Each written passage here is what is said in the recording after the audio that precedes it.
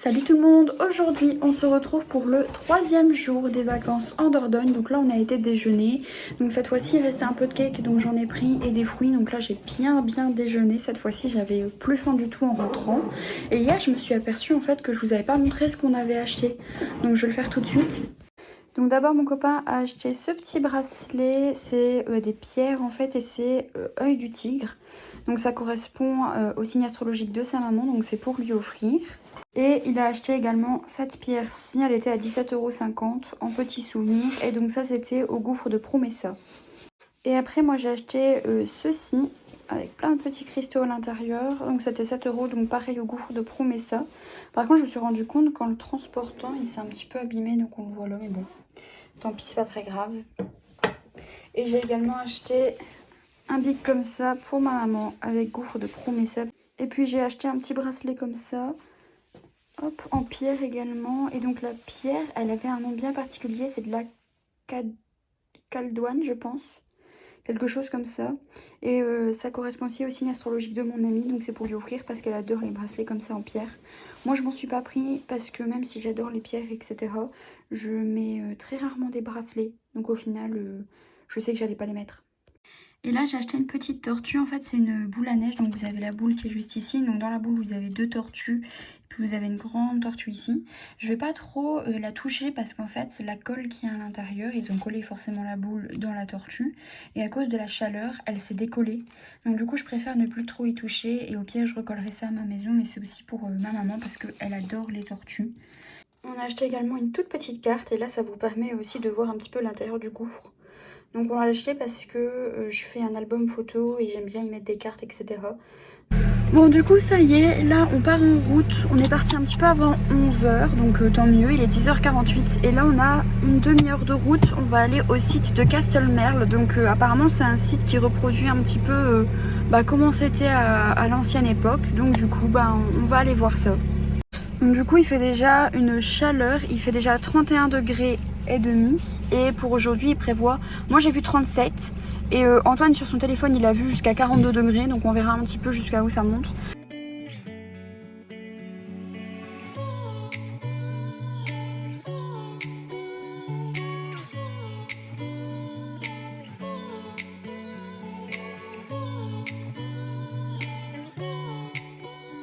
Bon là on vient d'arriver au site Castelmerle. Oui, j'ai du mal à le dire. Castelmerle. Et donc on va découvrir ça tout de suite. Bon, en fait on est arrivé à l'accueil et on nous a dit qu'en fait ce matin, comme il y avait beaucoup d'enfants, les animations qui seraient présentes seraient beaucoup pour les enfants, et que du coup ce serait pas très intéressant pour nous, et que surtout la visite guidée est déjà passée. Donc il n'était pas noté sur leur site, enfin il était noté qu'il fallait se renseigner à l'accueil, mais il n'y avait pas les horaires des visites, sinon on aurait fait en fonction. Donc du coup là on va aller au prochain lieu. Donc normalement on devait faire donjon manoir de la salle, quelque chose comme ça, à Saint-Léon-sur-Vézère. Normalement du coup on allait le faire après, mais ce qu'on va faire c'est qu'on va déjà y aller, on va voir pour visiter ça. Et après on verra un petit peu comment on organise notre journée du coup, parce que la prochaine visite à Castelmerle elle est à 14 h. Je sais pas si on aura fini à 14 h du fait qu'il est déjà quand même 11h40, donc on va voir. Et si vous venez visiter des choses comme ça en Dordogne, faites un peu attention parce que nous en fait pour les heures de route c'est très biaisé, parce qu'en fait le GPS part du principe que vous allez faire du 80 ou du 70 toute la route. Sauf que le problème c'est que des petites routes qui sont très sinueuses et qui sont très étroites. Donc du coup on peut pas forcément tout le temps faire 80 ou 70, et du coup on perd beaucoup de temps. Donc là comme je vous l'avais dit tout à l'heure au GPS, il estimait 30 à 33 minutes. Et là en fait on est parti à 10h40 et comme je viens de vous dire il est 11h40, donc on a mis 1 heure.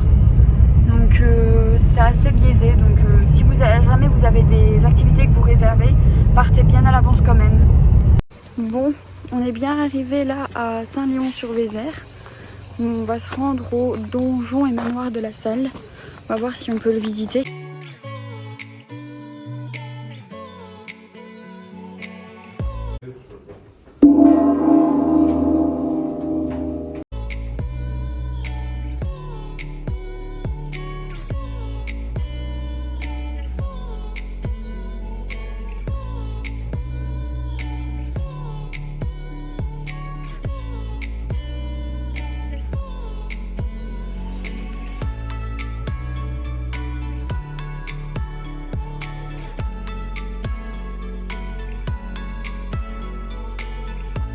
Et donc ce que vous avez vu juste avant, et ici on est dans la tour maîtresse, donc les deux tours ont dû être reconstruites après la guerre de 100 ans. Donc celle-ci, la tour maîtresse, avait été détruite en partie, donc ils ont reconstruit une seule partie. Par contre l'autre avait été totalement détruite et ils ont dû la reconstruire entièrement.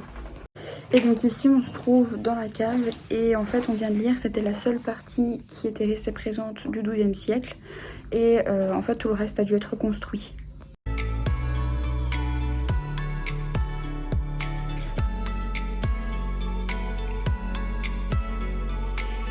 Et donc là maintenant vous avez la porte qui donne sur les jardins, mais à l'époque c'était fermé parce que y avait la guerre. Après, comme la guerre n'était plus, ils ont pu ouvrir ça il y a 150 ans.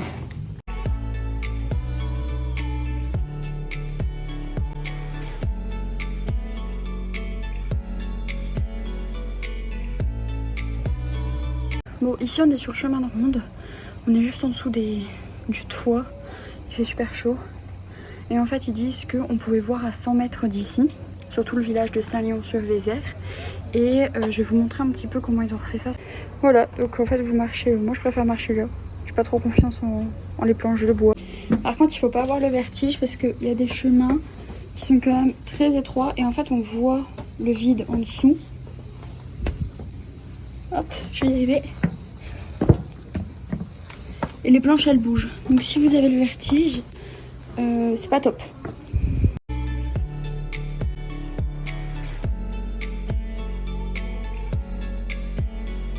Donc là, juste là, l'arbre qui est derrière moi, c'est un des premiers arbres qui a été introduit en France en 1734. C'est le cèdre du Liban. Et du coup, c'est aussi un des plus grands arbres qui est en France, puisqu'il fait 8,30 m de circonférence. Je vous disais, du coup, il fait 8,30 m de circonférence et il a 300 ans. Donc c'est énorme.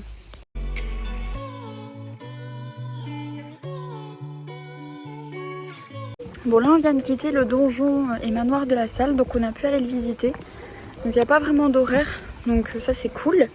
Et en vrai c'est assez chill, franchement il n'y a pas d'horaire de visite, donc vous y allez quand vous voulez. Il y a très peu de gens, du coup vous pouvez visiter comme vous voulez, il n'y a pas de souci parce qu'il y a il y a peu de monde.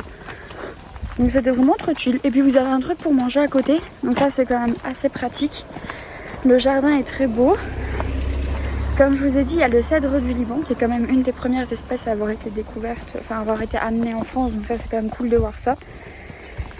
Et du coup après on a mangé au petit truc juste à côté et en fait on a été assez surpris parce qu'on pensait que c'était un truc vite fait, genre on avait pris des pâtes et on pensait que ça allait être vraiment dans des pots, vous savez.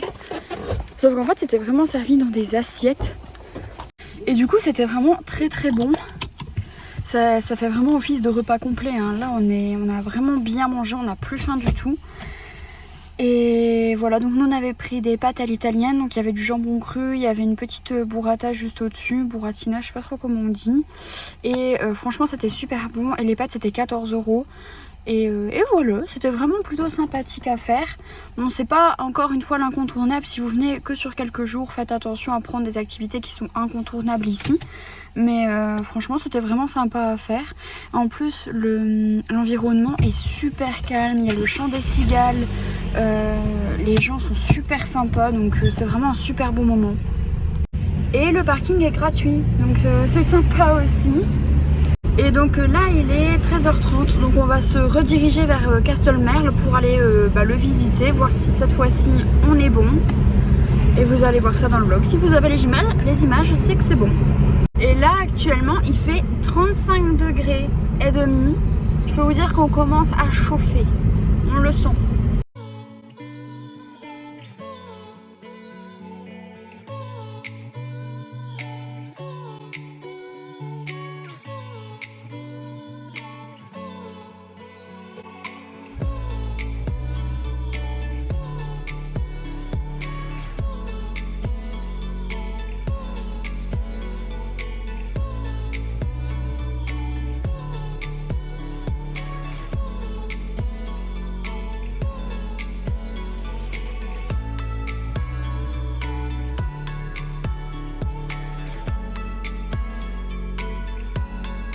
C'est dans son nom, c'est qu'il faut que je la lance. Donc ça va dépendre de la force du tireur. Hein.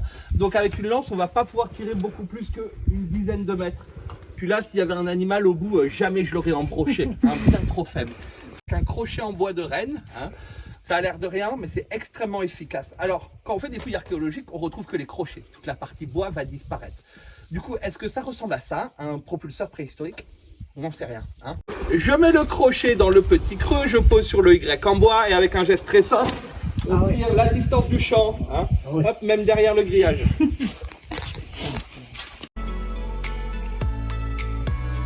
Quand je viens la choquer, je crée des étincelles de sulfure de fer qui sont chaudes à 400 degrés, bien assez chaudes pour allumer un feu.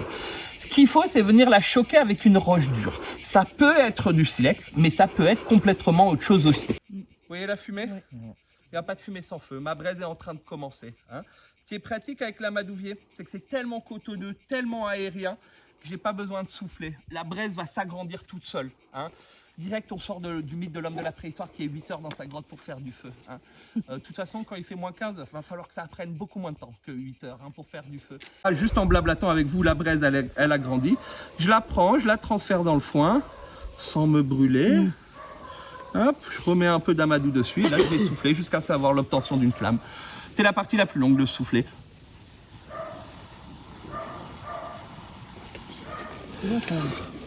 Et là le tout c'est d'observer la fumée. Plus elle est épaisse, plus ça veut dire que le foin est en train de prendre.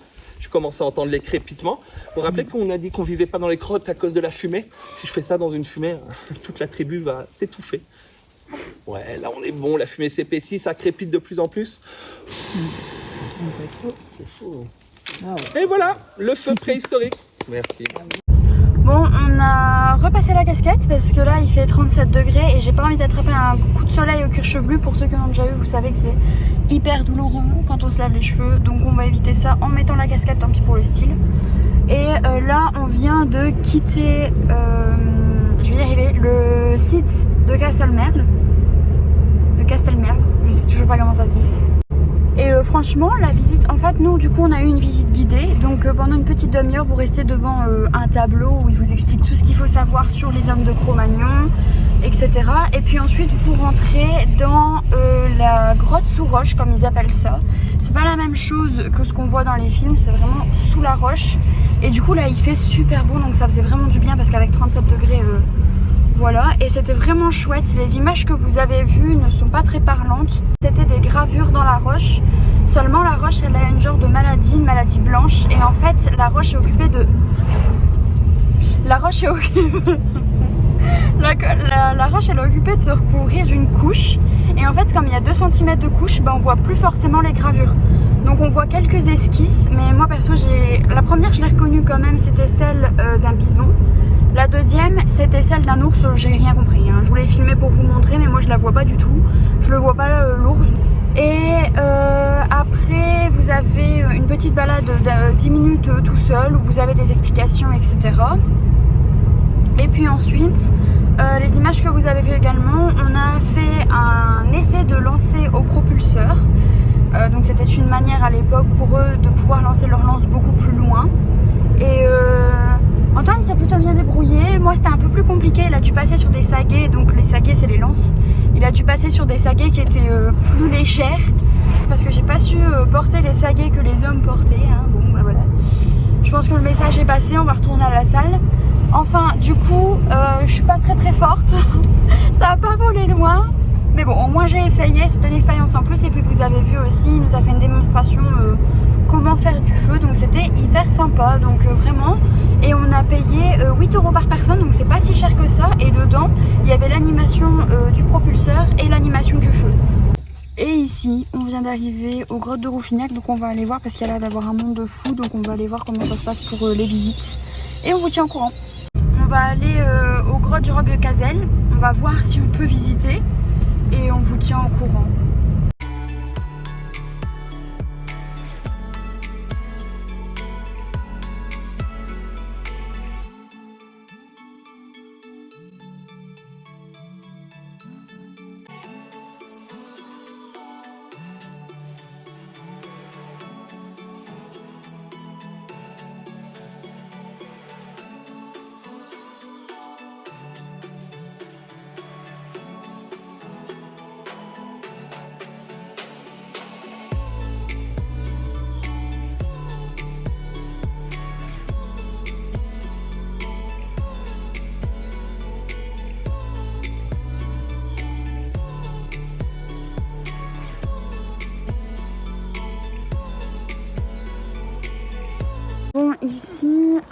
ça fait un petit moment qu'on vous a pas parlé parce que en fait notre visite elle a été à 18h30 et niveau timing on était très serré, donc j'ai pas eu le temps de vous filmer. Mais on a quitté la grotte du Grand Roc de Cazelles et c'était vraiment pas mal. En fait c'est plus une longue promenade durant laquelle vous avez plein d'informations sur les hommes préhistoriques, les Cro-Magnons, hommes de Néandertal. C'était très sympa. Bon, la fin on a dû vraiment la passer vite fait parce qu'on était un peu en retard pour la visite de maintenant. Enfin, là on vient de la finir. Mais on était un petit peu en retard, donc on a un petit peu accéléré vers la fin. Mais c'était vraiment sympa. Et on a payé 9,50 € par personne. En vrai pour le prix ça va. Donc, et j'ai acheté un petit truc à la boutique que je vous montrerai en fin de vidéo. Mais c'était sympa. Et puis après à 18h30 on devait être ici pour la visite. On est arrivé à 18h15, donc c'est pour ça que j'ai pas filmé parce que normalement en fait on devait avoir un quart d'heure d'avance sur le créneau horaire, sauf que on le savait pas. En fait en arrivant on a vu un panneau qui disait, j'espère que vous m'entendrez bien parce qu'il y a beaucoup de bruit aux alentours, mais en fait en arrivant on a vu un panneau où il était marqué arriver 15 minutes avant et on savait pas, il était pas marqué sur le site ni sur notre billet, donc on arrivait vraiment, il était 18h25, donc c'est pour ça que j'ai pas pu vous filmer non plus. Mais vous avez de la chance, et j'ai de la chance aussi puisque ça me fait des souvenirs, on pouvait filmer et c'est une des rares grottes où on peut filmer. Du coup je suis trop contente parce que j'ai pu vous filmer des images de malade, je suis trop contente et j'ai pu faire des super belles photos. Donc vous verrez les images et franchement cette grotte là on a trop kiffé. Nous on avait pris la nocturne, donc en fait la nocturne vous allez avec les lampes tempête dans la grotte, mais honnêtement je pense que même si vous ne prenez pas cette visite un peu spéciale on va dire et que vous allez en visite standard, donc sans les lampes tempête, je pense que ça peut être tout autant incroyable. En fait le seul plus des lampes tempête c'est que quand vous allez rentrer dans la grotte vous allez être dans le noir et en fait vous allez vraiment marcher avec vos lampes tempête. Et après la deuxième partie de la visite ils allument toutes les lumières et là on est dans une visite standard.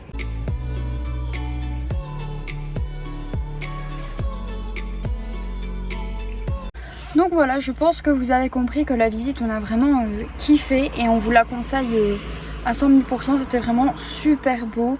Et même si vous ne voulez pas prendre la nocturne, prenez une standard, c'est suffisant, il n'y a pas de souci, c'est vraiment très beau. Bon, ici du coup il y avait un restaurant juste à côté de la grotte, mais on a regardé et en fait on a remarqué que pour manger c'était beaucoup de canards, d'entrecôtes, etc. et de foie gras ou autre, et moi j'aime pas la viande, je mange que du poulet habituellement, donc c'est très compliqué pour moi de trouver de quoi manger. Donc j'ai pas trouvé ce que je voulais, donc là du coup on est parti. On va mettre de l'essence parce qu'on n'en a plus. Et la grotte elle est juste à côté du village les Ezi, je sais pas comment on dit.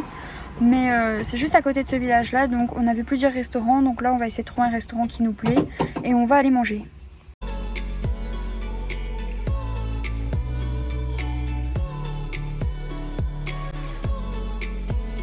Et donc là on a été manger, je voulais vous filmer dans le restaurant mais les gens parlaient très fort, il y avait beaucoup de bruit, donc ça allait pas être agréable pour vous. Donc moi j'ai pris une pizza 3 fromages, donc il y avait mozzarella, emmental et carré bout. C'est un fromage de chèvre d'ici, mais en fait il est vraiment très fort. Donc le fromage de chèvre est vraiment...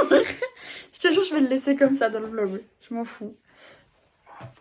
Et donc du coup le fromage de chèvre était vraiment très fort, donc j'ai pas trop aimé la pizza parce que moi j'aime pas les fromages forts, mais bon c'est uniquement pour ça que j'ai pas aimé, sinon la pizza en elle-même était bonne.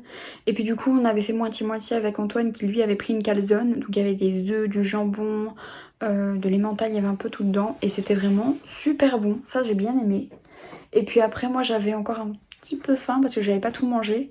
Donc j'ai pris une panna cotta avec du spéculoos et du coup c'était hyper bon et franchement elle était super bonne. Et pour 2 personnes on a payé 32 €. Du coup on vient de rentrer tranquillement à l'hôtel.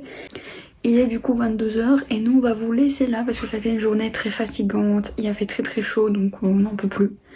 Et on se retrouve bientôt pour le jour 4. Donc pour ma filleule j'ai acheté ça, donc ça c'était à la grotte du Roc Cazelles. Caseul, je sais pas trop comment on dit. Et il y avait ça, c'est une petite marionnette en fait. Hop, vous mettez votre petite main. Il y avait un mammouth, un loup ou un lapin. Donc j'ai pris un petit loup pour représenter un peu là où on est. Où on a été. Et voilà, elle est trop mignonne. Donc je suis trop contente d'avoir trouvé ça. Si cette vidéo vous a plu, n'hésitez pas à mettre un petit like. N'hésitez pas à mettre en commentaire si vous connaissez déjà ce qu'on a visité. Ou si vous avez d'autres commentaires à dire. N'hésitez pas également à vous abonner à la chaîne pour avoir plus de vidéos de ce style. Et sur ce, on se retrouve bientôt. Salut tout le monde!